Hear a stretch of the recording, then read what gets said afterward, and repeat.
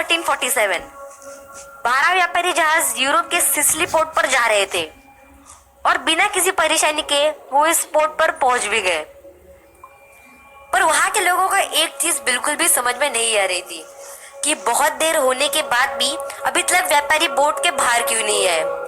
तो वहां के लोगों ने ये डिसाइड किया कि वो खुद जाकर देखेंगे कि आखिर वहां पे हो क्या रहा है। और जब वो वहां पे गए तो उनकी आंखें फटी की फटी रह गई। उन्होंने ये देखा कि बोट के ऊपर सारे व्यापारियों की मौत हो चुकी है। पर सबसे अजीब बात ये थी कि उनके हाथ, पैर और सारे बॉडी पार्ट्स काले पड़ चुके थे। उन्हें ये समझ में आया कि उनकी मौत एक वायरस की वजह से हुई है और इसी के चलते ब्लैक डेथ का जन्म हुआ। पर आप सब तो ये सोच ही रहे होंगे कि मैंने कहानी बीच में से क्यों शुरू कर दी। तो इस वीडियो में मैं आपको इसी के बारे में बताने वाला हूँ।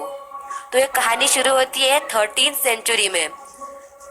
13th सेंचुरी में यूरोप की हालत भी इतनी अच्छी नहीं थी। उस वक्त यूरोपियंस की आधी से ज्यादा पॉपुलेशन खेती करती थी और यूरोपियंस खेती के ऊपर ही डिपेंडेंट थे। और सबसे बुरी बात ये थी कि बारिश एक मन बाद आती थी और इसके चलते विंटर्स भी एक मन ज्यादा चलते थे और इसका एग्रीकल्चर के ऊपर भी काफी बुरा असर पड़ता था।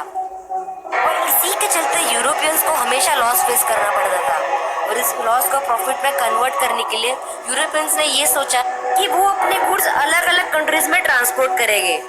और उन्होंने अपने गुड्स अलग अलग कंट्रीज में ट्रांसपोर्ट किए भी। कंट्रीज जैसे रशिया, ऑस्ट्रेलिया, जापान और चाइना। उस वक्त चाइना की हालत इतनी भी अच्छी नहीं थी।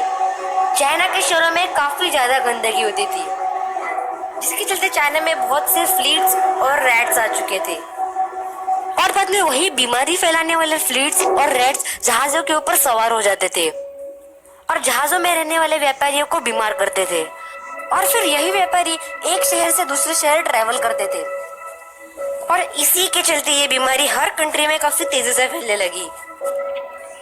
और फिर इन्हीं सब रीजंस की वजह से ब्लैक डेथ का जन्म हुआ।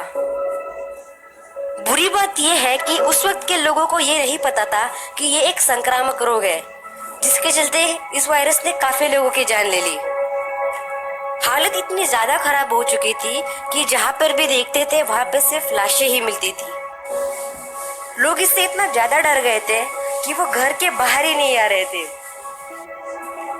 और फिर क्वारंटीन पीरियड शुरू हो गया जिसके चलते अगर कोई व्यापारी यहाँ पे व्यापार कर रहे आता है तो उसे कुल 14 दिन के लिए क्वारंटीन रहना पड़ेगा।